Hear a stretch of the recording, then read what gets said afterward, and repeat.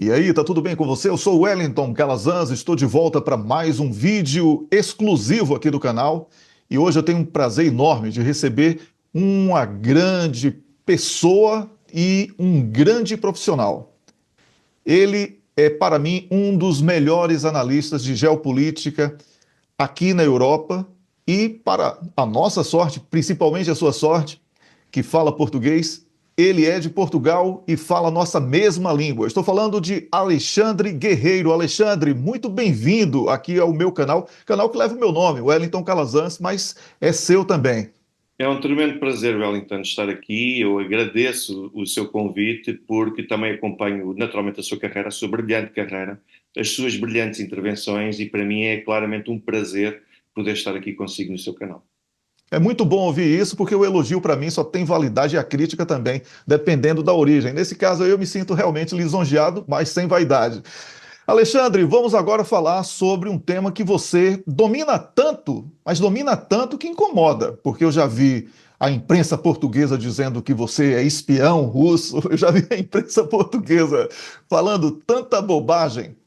A imprensa que substituiu o jornalismo pela propaganda e se deu muito mal nessa questão da Ucrânia. E é exatamente sobre a Ucrânia, 3 anos agora, completados no dia 24 deste mês, e eu não poderia deixar de ouvir a sua sensata opinião sobre a verdadeira razão para que a Rússia tivesse iniciado o que ela não chama de guerra, chama de operação militar especial, e enquanto os países membros da NATO, no Brasil falamos OTAN, eles insistem em dizer que é uma invasão russa. A imprensa continua dizendo que é uma guerra na Ucrânia, enquanto eu digo que é uma guerra da NATO contra a Rússia na Ucrânia.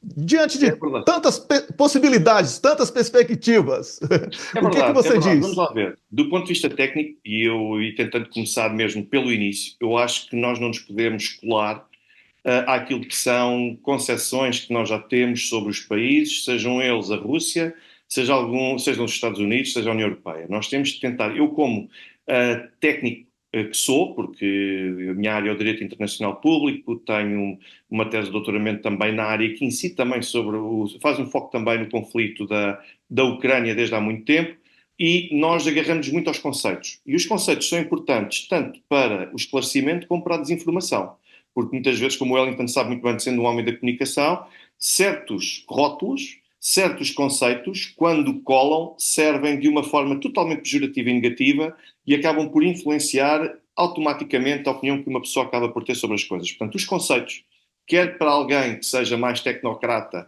quer para alguém que esteja no dia-a-dia, que leva a sua vida no dia-a-dia, acabam por ser importantes, porque é aquela ideia que fica marcada. E é muito importante distinguir aquilo que existe entre guerra e um conflito e perceber o que é que efetivamente aconteceu. Eu insisto em chamar a Operação Militar Especial, como os russos chamam, por um motivo muito simples. A operação da NATO na ex-Jugoslávia também tinha um nome, era também uma operação militar. A intervenção dos Estados Unidos no Afeganistão, no Iraque, mesmo na Líbia, a intervenção também europeia, na Síria, ou seja, todas estas operações, nunca nenhuma delas foi guerra. E nós sabemos que o Iraque, nós tivemos a guerra do Iraque, mas a primeira etapa que depois veio conduzir à guerra do Iraque não foi a guerra propriamente dita, não foi uma guerra declarada dos Estados Unidos nem da NATO ao Iraque. Foi uma operação militar especial. Ou seja, a operação militar está feita para ser uma ação cirúrgica, condicionada no tempo e com objetivos muito mais restritivos do que seja a total deposição do poder político de outra parte e a submissão incondicional desse país que vier a ser derrotado dessa guerra. Depois temos outro aspecto muito importante, é que, à luz de vários países, as constituições de vários países, os chefes de Estado são comandantes supremos das Forças Armadas. E os Estados Unidos não são exceção a isto, e a Federação Russa, e mesmo Portugal também não. O que significa que quem quiser declarar a guerra não é pelo simples facto de ser Supremo Comandante das Forças Armadas que pode declarar a guerra. A guerra tem de ser declarada sempre pelos Parlamentos Nacionais em praticamente todas as constituições a nível mundial. Enquanto que os chefes de Estado têm poder para conseguir mobilizar e destacar forças militares no contexto de uma operação militar. Nós vemos isso, por exemplo, nos Estados Unidos. Barack Obama, Joe Biden, mesmo Donald Trump, têm poder para desencadear operações especiais. Não têm poder para declarar a guerra por si só. Precisam do apoio do Congresso. Se quiserem uma intervenção militar duradoura e com objetivos muito mais além do que aqueles que têm uma operação militar, têm sempre de ter a autorização e a aprovação do Congresso. Portanto, isto são conceitos que são muito importantes para perceber que a Rússia, quando desencadeou uma operação militar especial, independentemente do tempo que ela possa estar a levar, a Rússia fê-lo na perspectiva de que isto durasse um curto período de tempo. Não vou entrar na discussão das 72 horas, que muitos falam, dos 3 dias, das 2 semanas. Não há nenhuma autoridade russa que tenha falado nisso. Estou a falar que nós percebemos pelas primeiras horas e por tudo aquilo que antecedeu que a Rússia queria, de facto, para já fazer pressão, porque os acordos de Minsk estavam a ser violados, e depois, com vista ao seu cumprimento, e depois teve em vista a garantia da sua própria existência. Isto só para separar uma guerra de uma intervenção militar e de uma operação militar especial. E depois é importante que há quem fale invasão. Eu também digo, sim, tem uma invasão. Agora, a questão decisiva aqui é qual é a legalidade desta invasão? É que, se eu tentar matar o Wellington tem o direito à legítima defesa. O Wellington pode antecipar-se e pode neutralizar-me porque sabe que a minha ação iria atentar contra a sua vida. Ou seja, apesar de aquilo que o Wellington cometer contra mim tratar-se de um homicídio, na verdade é um homicídio que tem uma causa de exclusão de ilicitude, que é a sobrevivência do próprio Wellington. Quando temos direitos que são colocados em causa, e que são os dois do mesmo tipo de família, é aceito e é tolerado pelo direito, seja ele direito interno em qualquer país do mundo ou direito internacional, que possa assistir a esse direito. A Rússia foi convidada pelas populações de Donetsk e de Lugansk a intervir em seu favor, para as proteger. E é daí que parte essa invasão da Ucrânia. Há uma invasão? Há. Mas é uma invasão não com o sentido de conquistar e de assumir todo o território que se está a ocupar, é com o objetivo de poder obter uma reação política que venha dar correspondência àquela que é a necessidade de sobrevivência daqueles povos e até da própria Rússia. Isto para dizer que sim, há uma invasão, mas é uma invasão que tem uma causa de exclusão de ilicitude. E isto é decisivo para poder justificar esta intervenção. O que é que esteve no início de tudo isto? Desde que a União Soviética se dissolveu, sempre houve um conjunto de grupos, muito mais na área ocidental da Ucrânia, que ambicionavam a independência da Ucrânia face à União Soviética. Toda a gente fala do referendo de agosto de 1991, 4 meses antes da dissolução da União Soviética. Mas o que é importante assinalar aqui é que houve um referendo, sim, esse de agosto, que veio a marcar oficialmente a separação da Ucrânia da União Soviética, independentemente de qual fosse esse fim que viesse a ter a União Soviética. Mas, em março de 1991, tinha sido já conduzido também um outro referendo. E esse referendo venceu a maioria que foi a favor da continuação da Ucrânia na União Soviética. E isto é decisivo porque ninguém fala deste referendo. E este referendo foi absolutamente decisivo porque entre março e agosto houve uma evolução política significativa na União Soviética, houve uma maior probabilidade, um crescimento da probabilidade de a União Soviética se dissolver e tivemos outro elemento também extremamente importante, que eram os grupos nacionalistas, ultranacionalistas e os neonazis que desencadearam uma campanha numa parte significativa da Ucrânia com o objetivo de intimidar a população a poder votar favoravelmente um segundo referendo. E quando nós falamos nestes grupos ultranacionalistas e neonazis, nós pensamos que estes grupos já existiam ainda no tempo do czar. Eram grupos que já queriam a independência da Ucrânia face ao Império Czarista, tentaram aproveitar-se disso com a Revolução de 1917 e depois não foi por acaso que nós tivemos um mapa da Ucrânia à qual foram acrescentados territórios por Vladimir Lenin. Entre 1919 e 1922 houve uma guerra civil do lado ucraniano com a União Soviética e depois foram, de facto, acrescentados territórios àquilo que viria a ser Ucrânia. Ou seja, houve um reconhecimento de maior autonomia, mas, simultaneamente, houve também uma garantia de que a Ucrânia iria continuar. Estes grupos nacionalistas não morreram. Nós encontramos, sobretudo a sua base, junto à fronteira com a Polónia, nas zonas de Lviv, Ivano-Frankivsk, a área mais ocidental da Ucrânia, eles sempre foram presentes, estiveram presentes. Na Segunda Guerra Mundial, quando as tropas nazis chegam à Ucrânia, eles receberam-nas de braços abertos, Por um lado, porque iriam conseguir garantir que se conseguiam demarcar e descolar da jurisdição da União Soviética. Mas, por outro lado, eles tinham a ambição de que os nazis lhes dessem independência. Foi também por isso que eles receberam-nos de braços abertos. Facilmente se enganaram, mas os nazis foram inteligentes e conseguiram utilizá-los também a seu favor, criando, por exemplo, a primeira unidade das SS fora do Império Germânico. E que foi, de facto, a força das SS que foi predominante na Ucrânia, esteve vigente na Ucrânia, causava o terror na Ucrânia, teve não necessariamente por lado do Stepan Bandera, mas de muitos outros dos seus séquitos, que integraram essas forças. Aliás, ainda hoje, este ano, celebra-se os 80 anos da libertação de Auschwitz, e existem documentos que não deixam margem para dúvidas de que muitos desses guardas de Auschwitz eram ucranianos. E eram ucranianos ultranacionalistas e neonazis. Portanto, tudo isto está documentado, não há como mentir. E depois nós pensamos, mas a Rússia é que não é convidada para as celebrações da libertação de Auschwitz, quando libertou Auschwitz, e os ucranianos são.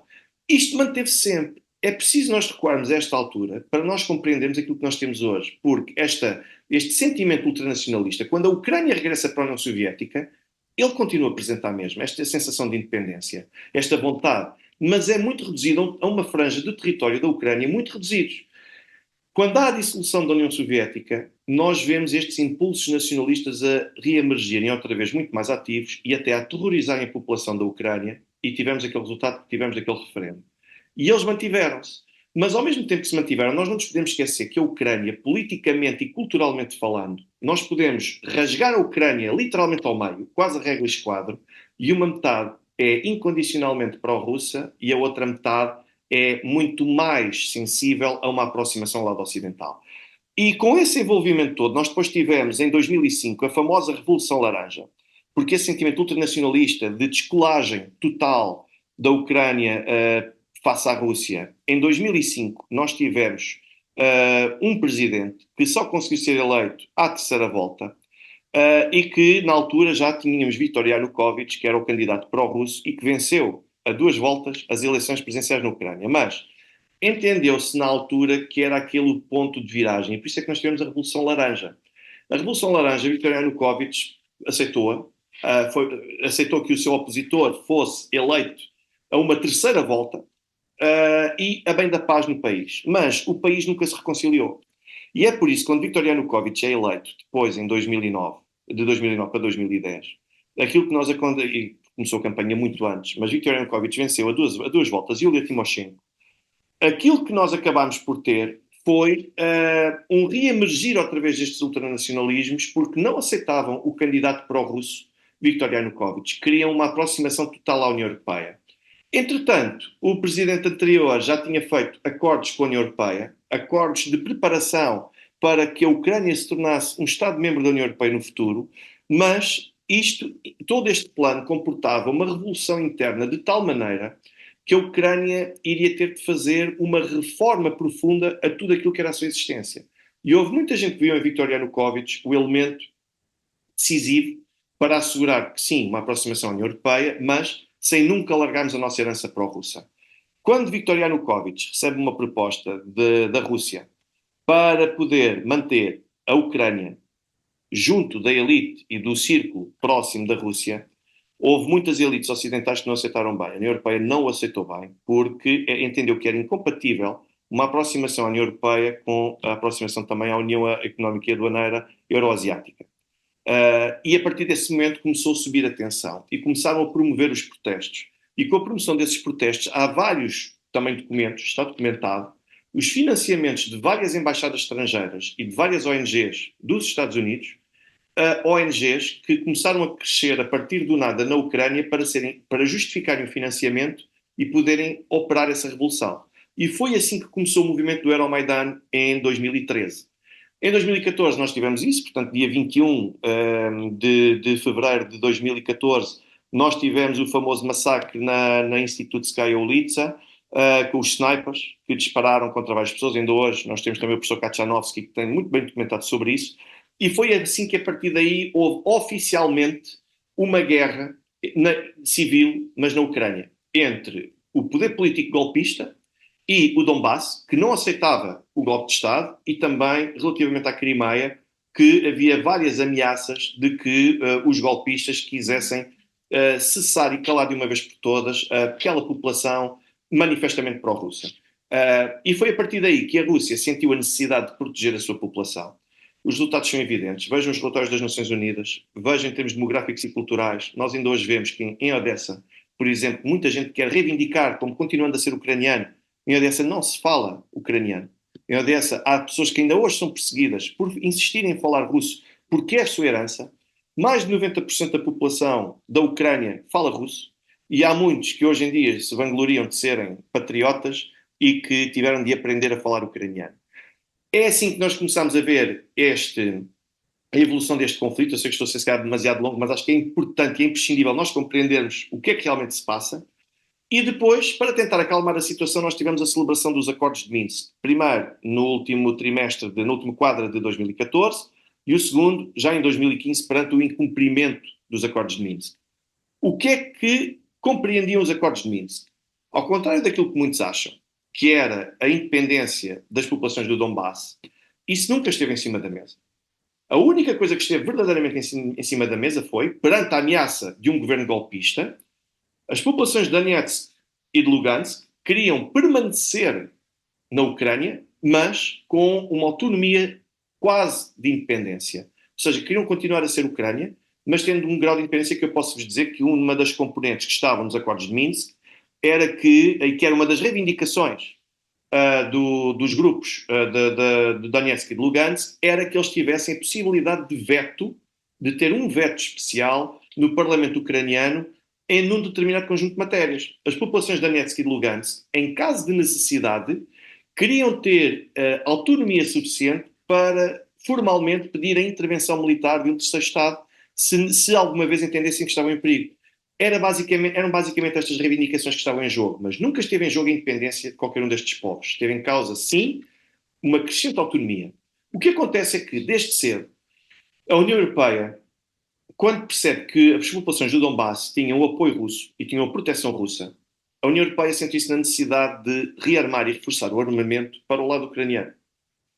Se violassem, ou se pelo menos conseguissem enrolar o Kremlin quanto ao cumprimento e à implementação dos acordos de Minsk para fazer a paz entre o lado golpista e o lado secessionista, que depois veio a ser secessionista, se nós tivéssemos isto, no imediato não iria ser possível que o lado de Kiev pudesse ter vantagem, porque não tinha essa vantagem. Então, eles entenderam que deviam enrolar o Kremlin para conseguir ganhar tempo, rearmarem a Ucrânia, darem meios suficientes para, diplomaticamente, se não for possível, vamos então através do uso da força. E aquilo a que nós começámos a assistir no final de 2021 e no início de 2022 foi uma crescente intensificação do uso da força pelo lado ucraniano. E isto não é um achismo meu. Isto são os relatórios da missão da OSCE, a missão militar de observação das condições de segurança no terreno, composta por membros da União Europeia e também pela Federação Russa, e que registra o grau de bombardeamentos, de disparos e de ciberconflitualidade.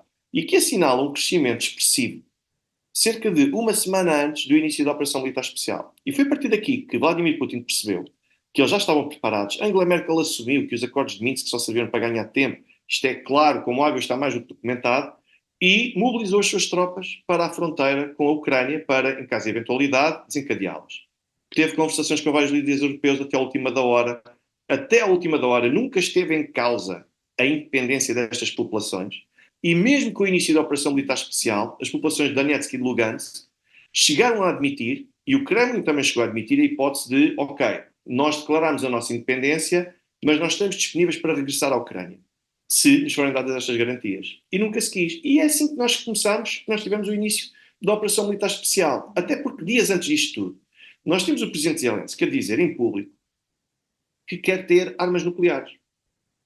E a partir do momento em que temos o Presidente Zelensky a dizer uma coisa destas, o Kremlin naturalmente entende que não é só a proteção destas populações que está em perigo, é a própria sobrevivência e existência da Rússia, que pode ser chamada a desencadear uma guerra e a responder a uma guerra que a própria Federação Russa não quer, nem deseja, nem pretende ter. E estes, basicamente, se foram os condimentos todos que nos levaram estes 3 anos. A partir daqui, tem sido um pouco aquilo que alguns de nós já temos tido conhecimento. Existe uma tentativa deliberada de silenciar, de tudo o que é informação que possa sugerir uma factualidade diferente e até uma interpretação da factualidade diferente daquela que interessa ser a narrativa de diabolizar e hostilizar a Rússia. Aqui no Ocidente, e o Wellington, então, estando na Suécia, acho que também não é exceção daquilo que eu tenho noção, nós ligamos um noticiário, nós lemos um jornal, lemos aquilo que é predominante, é uma agenda comum, o que não surpreende, porque é assim que o Ocidente faz política, uma agenda comum de vilanização da Federação Russa. O que é muito importante depois assinalar é que não é só o poder político. Eu, por exemplo, aqui em Portugal percebo que a vilanização arrasta-se e estende-se a tudo o que tem em si a palavra Rússia. As pessoas, em função do seu local de nascimento, qualquer tipo de negócio que possa ter ligações à Rússia, independente, é sempre visto como sendo um negócio aparentemente criminoso, que pelo menos merece suspeita. Todas as pessoas, todos os russos que tenham algumas posses são sempre vistos como oligarcas e criminosos que alimentam. E pronto, e basicamente é isso. Não, mas eu pedi a palavra, mas vou devolver a você, porque eu queria acrescentar aqui para mim alguns absurdos sobre isso, né? O acesso ao contraditório, porque a imprensa ocidental passou a ser a produtora da verdade, enquanto qualquer coisa que partisse da imprensa russa passou a ser visto como propaganda, o que é, assim, mata o direito ao contraditório de qualquer profissional que queira se posicionar dentro do equilíbrio das partes, né? E o equilíbrio é um dos princípios básicos, não só do jornalismo, mas de diversas outras atividades. Faz parte de uma questão ética. Você tem que ter equilíbrio para saber exatamente qual o ponto de atuação. Não é? Eu penso, inclusive, já tornei isso público aqui, e vou repetir aqui na sua presença, que é advogado, pode, de repente pode até ser o meu advogado, eu quero processar o governo sueco porque me privou da verdade. E eu era forçado a ler mentiras todos os dias, assistir mentiras todos os dias e ouvir mentiras todos os dias. Então eu acho que isto deveria ser levado à frente para que o jornalismo fosse respeitado de alguma maneira, porque do jeito que está virando qualquer coisa. E qualquer pessoa agora fala e vira um produtor de conteúdo. Isso é muito perigoso também. E a música, outra paixão que eu tenho é a música.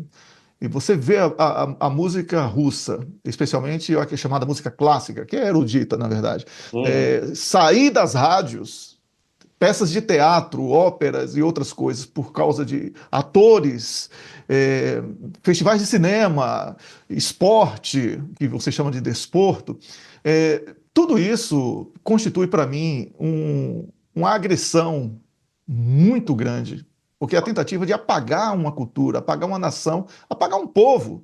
Então, guerra ela é feita de diversas maneiras, não só com as armas. As Não, e os armas Estados Unidos, Wellington, e os Estados Unidos, o Ocidente ainda está a aprender muito, mas esses pontos todos que o Wellington tocou são muito importantes, porque os Estados Unidos têm duas formas de conduzir a guerra. Pelos meios militares, como bem sabe, e através da informação, do cinema, tudo, basta percebermos que nas Olimpíadas não participam atletas russos, que nos campeonatos, sejam eles quais forem, tirando o da Federação Mundial Internacional de Pugilismo, a de boxe, todas as outras não podem participar. Começa aí, a tentativa de silenciamento, ou seja, isto é uma forma de alastrar a diabolização a um povo, vai muito mais além do governo. Uma coisa é o Wellington ter uma posição sobre uma determinada política conduzida pelo governo russo, que naturalmente deve ter esse contraditório, seja no sentido de elogiar, seja no sentido de contrariar. Outra coisa completamente diferente é quando o Wellington chega ao cidadão comum, que precisa trabalhar e fazê-lo pensar, ou querer fazer tudo para que ele pense, que foi o azar da vida dele, foi nascer na Rússia. E nós estamos a viver isto aqui. Eu cheguei a ver isso que o Wellington estava a falar, por exemplo, na área da música, de se discutir se determinadas óperas deveriam passar aqui ou não. Nós tivemos grupos pró-ucranianos, mas neonazis, não é eu não, quando digo pró-ucranianos, digo não falta cidadão comum, naturalmente, porque há muitos ucranianos, como sabe, que têm a sua opinião até contra a Rússia, mas uma coisa é até contra, mas não se intrometem nestas coisas, nem são hostis. E eu vi vários grupos de ativistas sustentados muitas vezes em ONGs de fachada, criadas apenas para transmitir propaganda, a dizerem que nós não podíamos chamar mais salada russa a salada russa e que as óperas que deveriam passar cá tinham de ser revistas porque os autores, na verdade, não eram bem russos, tinham ascendência ucraniana. Tivemos isto em Portugal. Ainda hoje não é consensual. Portanto, a guerra da informação é aquilo que nós chamamos em geopolítica de soft power, porque são aqueles métodos, para aqueles que não estão familiarizados com o conceito, são aqueles métodos de não uso da força, mas que acabam também por ter uma influência ou ter um objetivo. E estes instrumentos de soft power, que é atacar na cultura, que as pessoas tanto apreciam, atacar no desporto, atacar no seu dia-a-dia, é o suficiente para tentar criar nas pessoas esse sentimento de ódio. Mas eu posso dizer uma coisa, Wellington. O efeito tem sido ao contrário.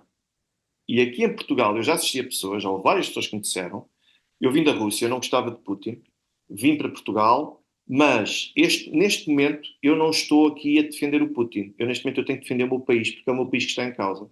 Eu acho que isto, em vez de ser segregador, funcionou como elemento aglomerador.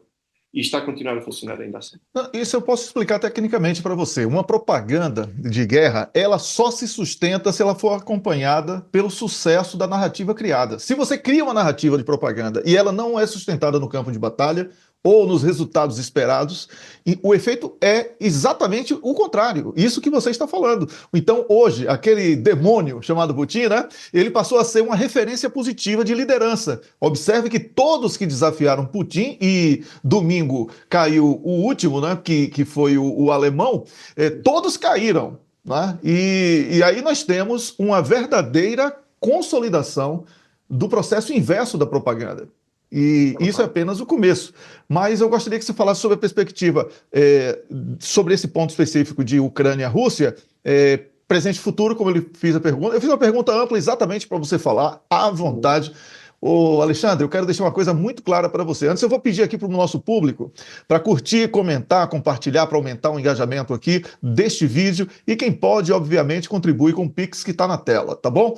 Mas, Alexandre, eu pedi para que você viesse aqui, para que eu ouvisse você, para que o público que acompanha o canal ouvisse você, uma pessoa inteligentíssima, uma pessoa que tem o maior respeito pelo que produz. Então, pode ficar à vontade, o tempo é seu, você pode ficar à vontade para falar.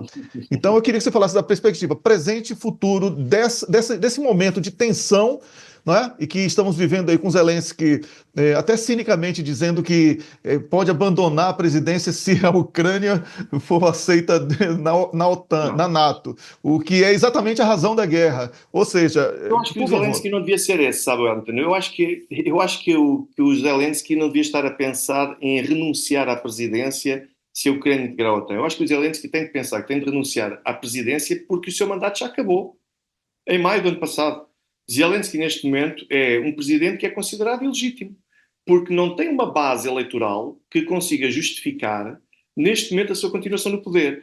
Portanto, acho que Zelensky tem que pensar primeiro por aqui, que é, eu preciso de legitimidade para continuar à frente do meu país, para depois poder tomar decisões pelo meu país. Até porque Zelensky esquece de outra coisa. À luz da Constituição ucraniana, Zelensky não tem legitimidade para sozinho poder decidir sobre a cedência e sobre a aquisição de territórios ucranianos. Tem sempre de ser sujeito a um referendo. Eu não consigo, se as pessoas quiserem seguir a legalidade na Ucrânia, eu não consigo perceber como é que vão poder tomar partido e negociar qualquer tipo de acordo que implique a cedência territorial, ou mesmo que, no âmbito da fantasia de Zelensky, que curso que fosse integrado na Ucrânia, como é que se faria uma coisa destas sem um referendo? Porque isto seria inconstitucional. Viola a própria Constituição ucraniana e nem o Parlamento sozinho tem competência para tomar decisões sobre cedências territoriais. Ou seja, qualquer solução para a Ucrânia vai ter sempre de passar por um referendo no país. Agora, este vai ser o desafio de Zelensky, que é, com que base, depois de estar vários anos a semear o ódio, a plantar o ódio contra a Rússia, a vilanizar a Rússia, com que base é que vão conseguir convencer o eleitorado a conseguir aceitar uma cedência territorial? Este é o primeiro desafio, porque se não fizerem isso, à luz da Constituição ucraniana, estes territórios nunca vão ter legitimidade para ser cedidos. O que, se não forem cumpridas todas estas regras, isto vai trazer problemas de futuro, mesmo que nós agora falemos de um acordo de paz que implica a cedência de territórios. Porque vai sempre haver uma parte significativa da população e um grupo de interesse ucraniano que vai sempre entender como ilegítima esta cedência territorial. E isto é o pior que pode acontecer em qualquer acordo de paz, que é os termos não serem claros e as bases legais não serem claras. E agora o Wellington pergunta, bom, mas eles podem alterar a Constituição? Podem, mas as alterações constitucionais têm também de ser sujeitas a referendo. Zelensky e a Ucrânia não se livram de consultar o seu próprio povo se quiserem verdadeiramente fazer uma paz. Senão será sempre uma paz parcial. Aquilo que nós temos fim destes 3 anos, muito honestamente, Wellington, é o seguinte. Eu não vejo televisão portuguesa, eu digo publicamente não vejo, por causa da intoxicação, e uma coisa é ouvir opiniões contrárias, outra coisa é ouvir propaganda pura, sem qualquer sustentação, sem qualquer coerência. E é aquilo que eu ouço. Então ontem, eu vi, depois no Twitter nós não escapamos a isto, no Twitter estava um frame de um noticiário da CNN de Portugal. E nesse frame discutia-se as derrotas de Putin.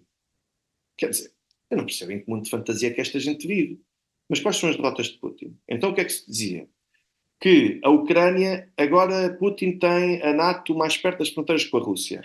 Putin já o tinha. Aliás, se Putin quisesse afastar-se da NATO, Putin não insistia em manter as populações de Donetsk e de Lugansk e também de Kherson e ainda para mais todas as outras províncias mais perto e unificadas com a Rússia, porque ele próprio está a aproximar-se da NATO. Isso é um risco com o qual Putin lida muito seguramente. Depois discutia-se também ainda a questão de ter sido um conflito que não se resolveu nas tais 72 horas, o velho mito. Nunca nenhuma autoridade russa veio defender uma coisa dessas. E isto é uma questão existencial da própria Rússia.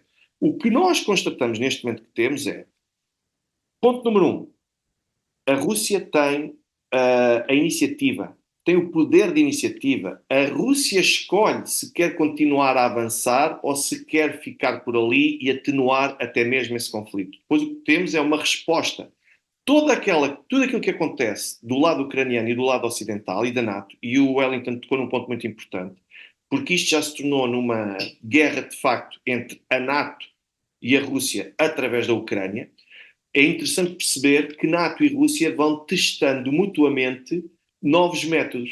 E então nós notamos que a Rússia pode estar aqui por ter poder de iniciativa, depois a NATO vai tentar subir, e isto vai obrigar a Rússia a subir, sempre com novos métodos e com novos equipamentos de guerra. Ou seja, as duas potências estão na Ucrânia a fazer uso recíproco, estão a fazer da Ucrânia um tubo de ensaio para estratégias militares, para equipamentos militares, para tudo mais. E esta é que é a parte interessante deste conflito, que nós não temos propriamente um poder de iniciativa que esteja do lado ocidental. É a Rússia que tem esse poder de iniciativa, porque se a Rússia travar e não quiser continuar a expandir até conseguir chegar àquele raio que lhe confere segurança, àquele perímetro que lhe confere alguma segurança existencial, nada mais as coisas vão continuar como estão. Mas isto não significa que do lado ocidental não vão manter a hostilidade. Pelo contrário, o Ocidente vai continuar, como já escalou, vai querer continuar a manter essa hostilidade para com a Rússia, o que obriga a Rússia a responder. E nós estamos um pouco nesse aspecto. E ponto número 2, o outro aspecto fulcral para mim é que conseguiu desmilitarizar significativamente não só a Ucrânia, mas sobretudo a NATO. E conseguiu fragilizar económica e politicamente a União Europeia. Ou seja, os grandes inimigos existenciais da Rússia neste momento encontram-se numa posição fragilizada. Eu ainda há uns tempos estava a ver uma intervenção de um quadro militar dos Estados Unidos, nos Estados Unidos, e em que eles estavam a assumir que a Rússia sozinha consegue produzir mais armamento do que os Estados Unidos e a União Europeia juntos. Isto por si só é significativo, Wellington. Nós por aqui percebemos que a Rússia consegue, não está na penúria, conseguiu sobreviver às sanções. Foi outra coisa que a Rússia veio mostrar também nestes 3 anos. Como sobreviver às sanções e que não é qualquer país que consegue sobreviver às sanções. Porque uma coisa é ser um país que dependa exclusivamente de um recurso natural, já da Venezuela, podíamos até falar de Cuba, que pode depender de outros aspectos. Por exemplo, se fosse Angola, estamos a falar pouco de Angola, depende significativamente do petróleo, e depois existe aquele mito que os russos só têm uma economia virada para o petróleo e para o gás. E a Rússia está a mostrar que não. Neste momento, e pela primeira vez em muitos anos, mais de 2/3 da receita do orçamento do Estado russo já não são decorrentes de recursos naturais, já são de todos os outros setores. Isto é importantíssimo, Wellington, para percebermos quem é que está efetivamente a vencer e quem está em vantagem. Estamos conversando aqui com Alexandre Guerreiro, que é um profissional do direito internacional e também analista de geopolítica na imprensa portuguesa.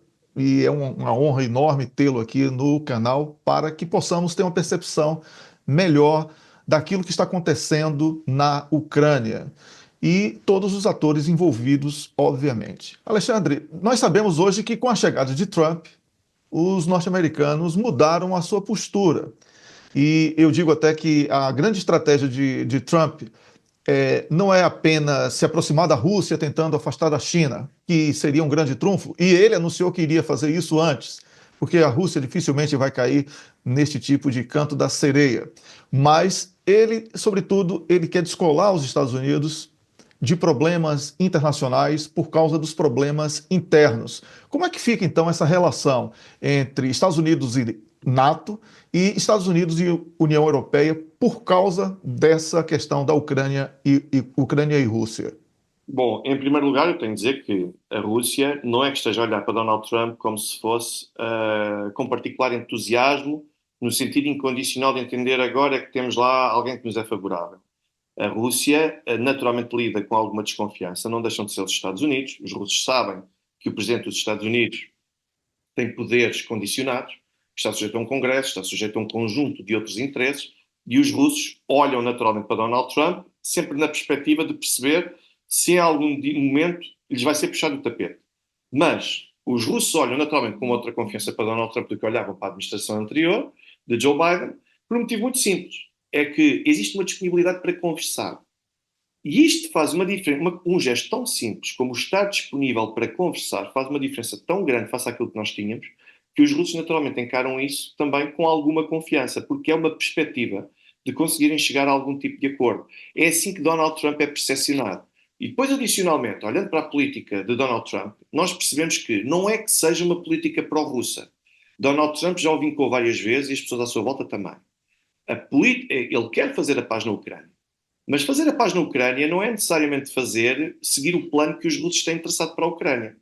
Porque os Estados Unidos também têm de se lembrar que também não se podem fragilizar o suficiente ao ponto de deixar que a Rússia e a própria China cresçam significativamente e possam depois ter um ascendente e uma influência no continente europeu que deixe os Estados Unidos muito distantes daquilo que aqui se passa. Ou seja, é aceitar ceder, mas sempre, sem estar presente, aceitar que tenha outros atores que lhe possam suceder. É por isso que Donald Trump fala muito na questão dos recursos. Os recursos naturais da Ucrânia como parte de um acordo para a Ucrânia poder ter também alguma segurança e alguma estabilidade. Porque isto não é só necessariamente dizer à Ucrânia, olha, vocês aceitam as nossas empresas para explorar os vossos recursos e vocês não vão ver dinheiro nenhum. Não é isso. Não é esse o acordo de Donald Trump. O objetivo de Donald Trump é mobilizar o mundo empresarial para a Ucrânia, mas ao mesmo tempo, através desse mundo empresarial, conseguir encontrar uma base de justificação que consiga assegurar a proteção e a segurança territorial da Ucrânia.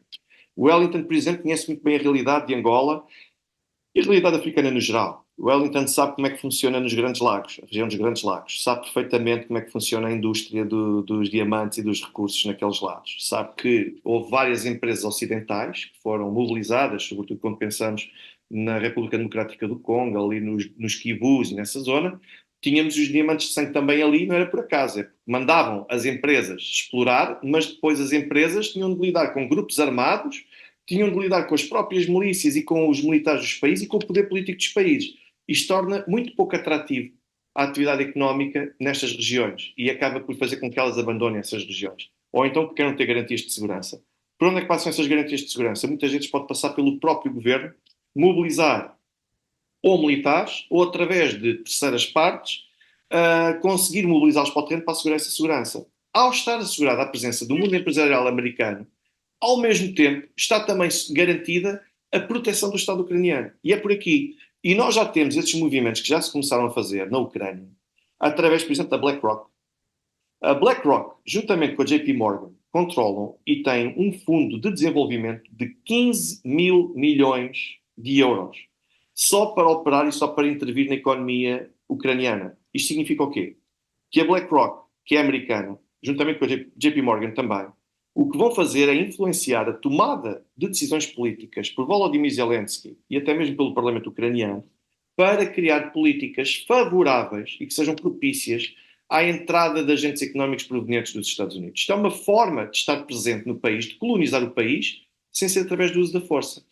E agora o Wellington pergunta-me naturalmente, bom, mas então, e como é que fazem esses representantes? Quem são esses representantes? Na BlackRock, nós temos agora um que acabou de ser eleito chanceler da Alemanha. Friedrich Merz foi um quadro da BlackRock durante 4 anos, de 2016 e 2020.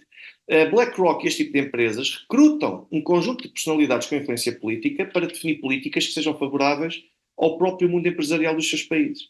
E é assim que nós temos os Estados Unidos militarmente ausentes, sem terem de injetar dinheiro na Ucrânia, mas ao mesmo tempo estarem presentes através de outra via. E isto depois acende uma disputa com os Estados Unidos, que não vem de agora. Repare, Wellington, que já em 2013 e 2014 nós tínhamos Angela Merkel a puxar para que Vitaly Klitschko viesse a ser o presidente da Ucrânia. Enquanto do lado dos Estados Unidos, nós tínhamos na altura com a administração Obama, tínhamos o Arseniy Yatsenyuk, que era o grande quadro e a grande esperança dos americanos. Eles disputaram isto. Lembra-se da chamada da Nuland? Com aquela famosa deixa, pronto, que eu não vou repetir. Essa disputa está presente. E é assim, os Estados Unidos neste momento têm a faca e o queijo na mão, relativamente à União Europeia, que é, ou a União Europeia aceita ceder em função daquilo que Trump tem de visão para o continente europeu sem ter de se envolver diretamente a nível militar, ou então, é muito simples, vamos subir as tarifas de indústria automóvel na Alemanha. E eu quero ver.